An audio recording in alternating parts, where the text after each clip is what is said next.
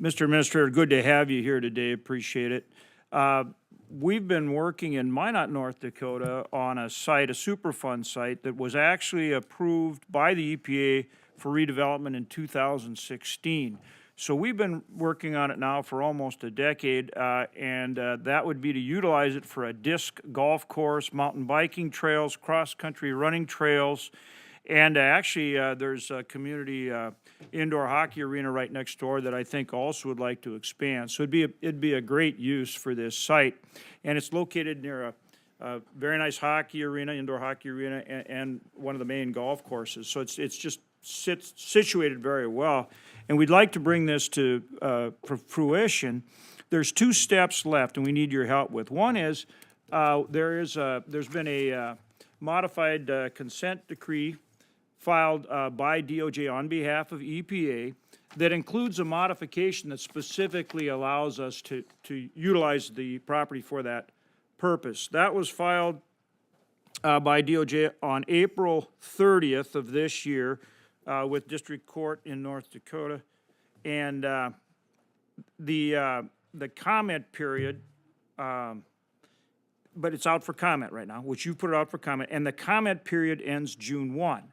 So first, we need you to expeditiously respond to comments if there are any, and then make a motion to the court to approve the modified consent decree. And then the second thing is the city's work plan. They've put forward, and you have it at EPA. You've got their work plan to utilize this property. And I just want to ask for you to act on it expeditiously. Like I say, we've been working on it for almost a decade, and it's a really great project. Senator, thank you for continuing to advocate for this and being a champion to make this happen. As you pointed out, we're in the middle of that public comment period as we sit here having this discussion. We are certainly committed to work with the city to allow for the safe and protective public usage of this land, and we look forward to continuing to work with you, as we know how important it is for you on behalf of your constituents to get this over the finish line. Yeah, this is a good one. I mean, this is a good one that I think everybody's going to be excited about. And then similarly in Fargo, on the Red River between Fargo, North Dakota and Moorhead, Minnesota, it's really all one metro area. There's a huge site there. It was Mid-America Steel, and it's an actual foundry that goes all the way back to 1871. So big, old, huge area that had a steel foundry there. And when we put the permanent flood protection in there, we have a huge $3.2 billion permanent flood protection that will protect the whole region, both sides of the river. It's a marvelous project. We actually used WIFIA as part of it, which was very helpful. But that's coming to completion, and so that property was purchased and the Mid-America Steel relocated. Same thing, we want to utilize here the EPA's Brownfield program so that the city can really develop this property. It's right along it's just a beautiful area, right? And we've already, right next door, we did that. We used that Brownfields program for the Lashkowitz high-rise site. It was amazing. We had this huge high-rise. We did the deal where you implode it and it drops the building. You know, I mean, it's a huge crowd watching. It was pretty cool. We've already been developing affordable housing and senior housing in the area, and this whole area all lays out along the park. So again, will you work with me and with the city of Fargo and our other partners? We've got a variety of partners, but it's a big area on both sides of the river here, and would be awesome for parks and all kind of things. But again, great project. Ask for your help to expeditiously move on it.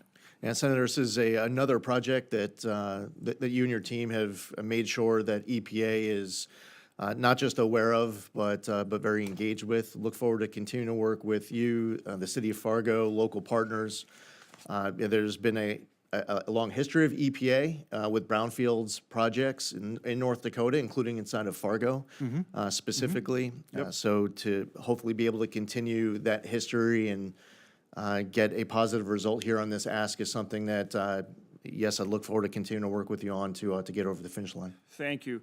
And then the last thing I'd ask is about the MATS plan. As you know, we had passed CRAs on the MATS plan, and you've taken steps to repeal the Biden era mercury and air toxic standard MATS regulations. Can you just update me where you are in terms of completing that?